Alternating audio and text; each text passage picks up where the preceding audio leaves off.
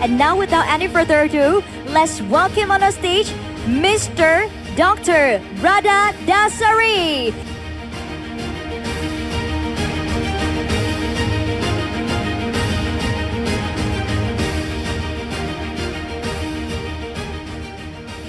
Hey, very glad to be here. Such a big auditorium with a lot of enthusiastic people trying to get to understand, what's going on with like Web3, what's going on with like crypto. So let's get started, and then, so the talk is a Polkadot keynote, but I'm going to focus more on the Web3 vision.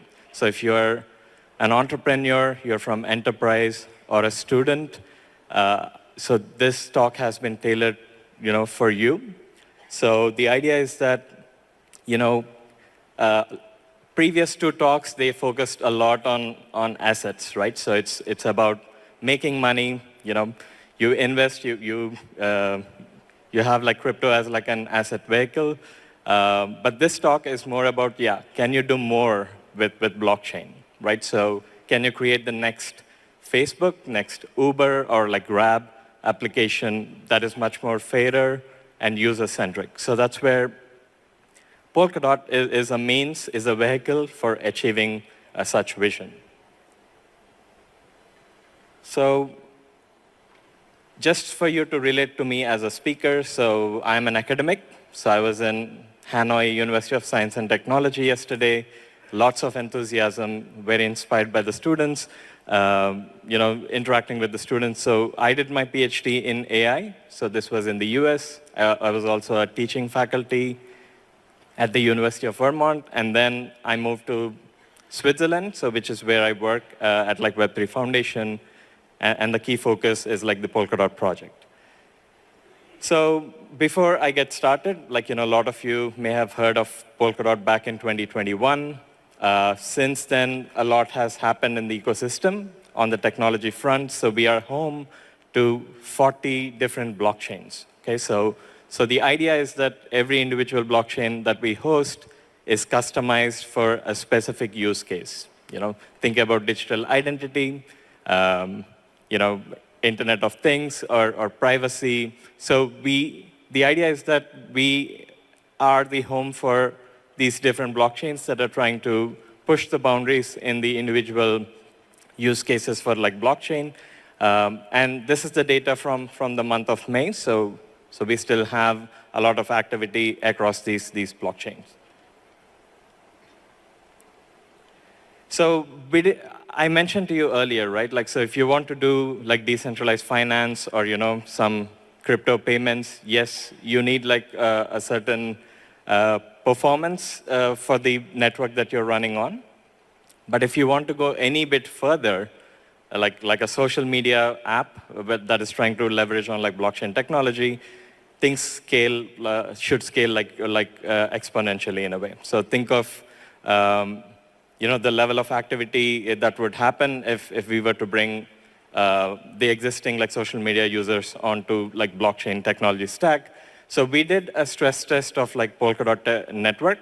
So this was a community event that we did with like what we call like spamming. So we asked community members like you to spam the chain and then get to see how much throughput we have on the network. So we clearly hit around like 160,000 like transactions per second, which sort of like addresses multiple applications more than just like DeFi. So we are also home for like numerous projects. So I'm part of like Web3 Foundation, which sort of gives grants.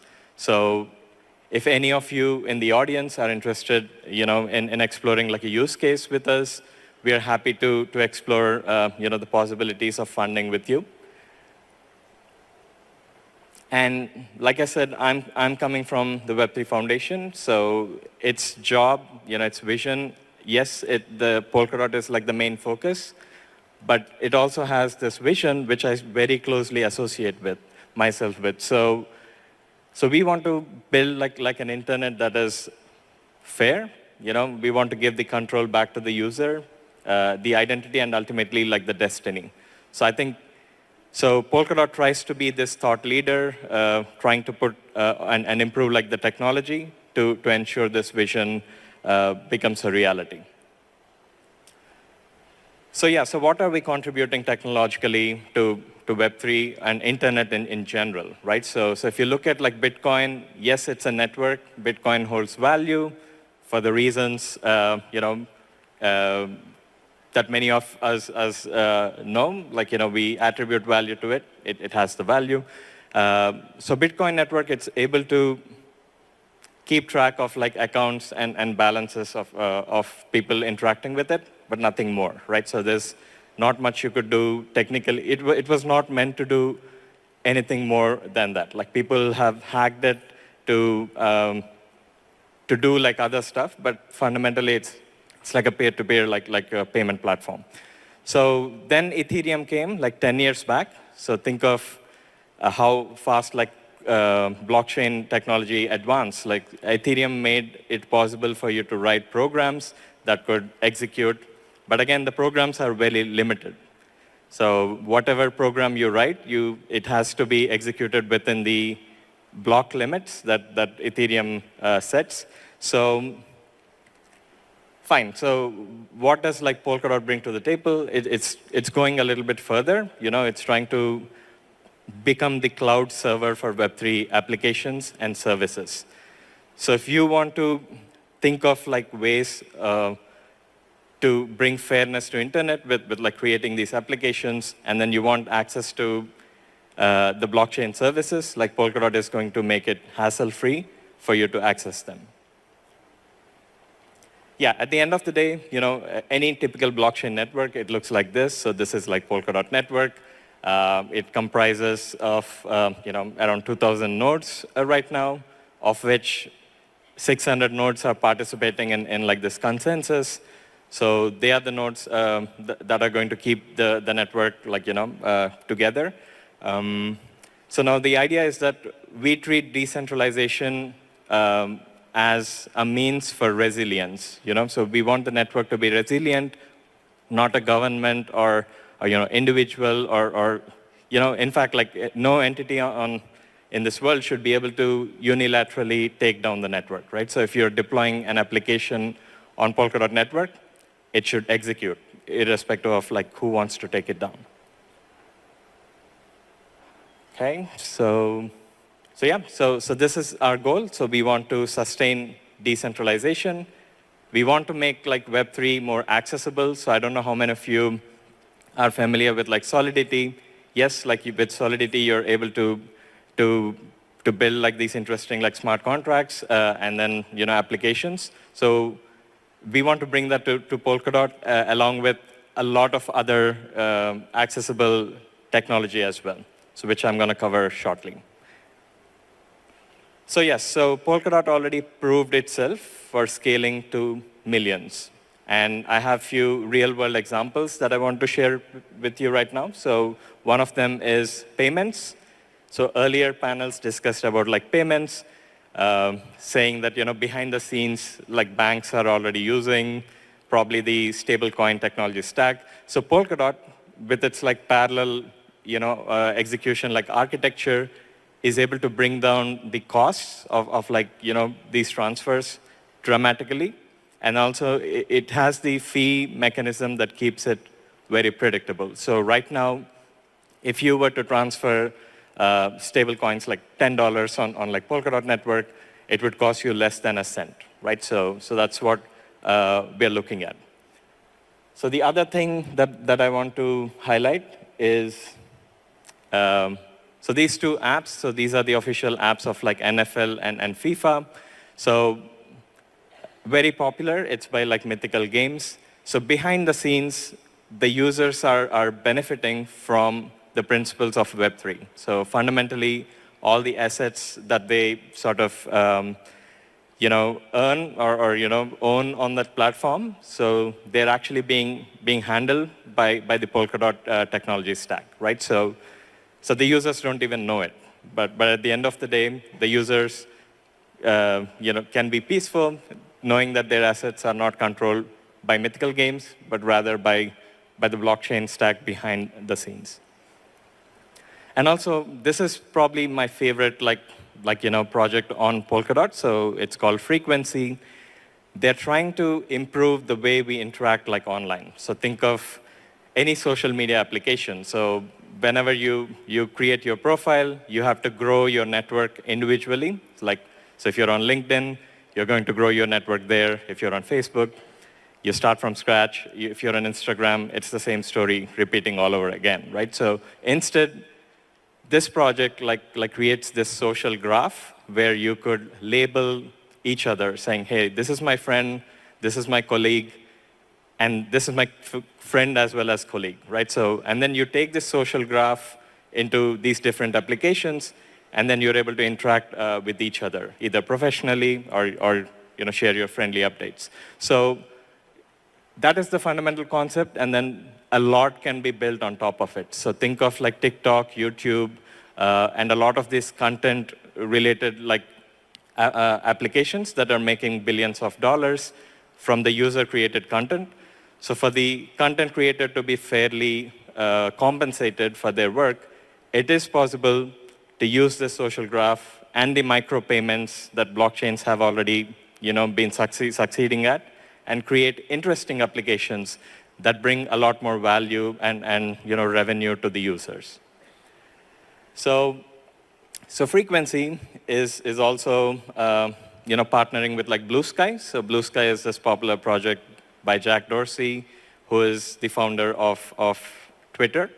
So Blue Sky has more scope for decentralization. So it is possible for you to curate the algorithms on the social media platform.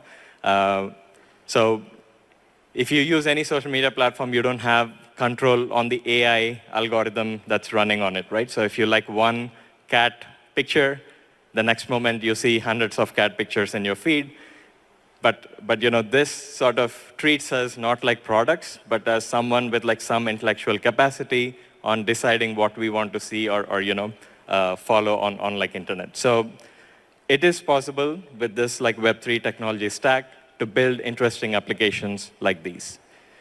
So a simple insight that I want to share. So Frequency also considered getting US TikTok on board, which has over 170 million users. They were confident enough to do that because Polkadot SDK is able to give them a lot of custom features to scale to these many users, right? So this is what I'm trying to convey here. So if you're an enterprise or an entrepreneur or a student, who's thinking about the future, more than assets, more than cryptocurrency, you can take a look at Polkadot's technical capabilities, and then we can discuss after my talk as well and see how we can help you with that. And yeah, so how does Polkadot serve as this cloud, right? So we do what's called agile core time. So at the end of the day, in a blockchain, you need to get access to these computational resources. So you could do it 24/7, but most of the blockchains right now, they don't even produce a transaction every hour. So it's mostly ghost chains that are just running the infrastructure without much use. So Polkadot eliminates that need. You could actually produce a block or add information to your ledger on demand as well. So this is going to improve the efficiency of the way we run the blockchain infrastructure. So we go a little bit further. So I don't know how many of you know about CryptoKitties incident on Ethereum. It literally broke the network back in 2017-18. So when there is a high volume event that is happening on your Web3 application, Polkadot actually provides additional cores, additional resources to handle that volume. So again, all of this is novel. No other blockchain technology stack sort of thought through all these different corner cases that Web3 applications that want to scale might be using, right? So we have this elastic scaling feature that is being rolled out later this year on Polkadot network. And yeah, so finally, what's the proposition that Polkadot really offers at the end of the day. So today, if you're trying to build a Web3 application, from day one, from block number one, you get like full security of like Polkadot. So if anybody wants to mess with your application or they want to attack your application, they have to attack the entire Polkadot network's security in a way. So Polkadot backs its like economic security through like staking mechanism. So people really have to attack that to attack your particular app. And the beauty of it is we are also able to let these applications, these blockchains, communicate with each other like seamlessly.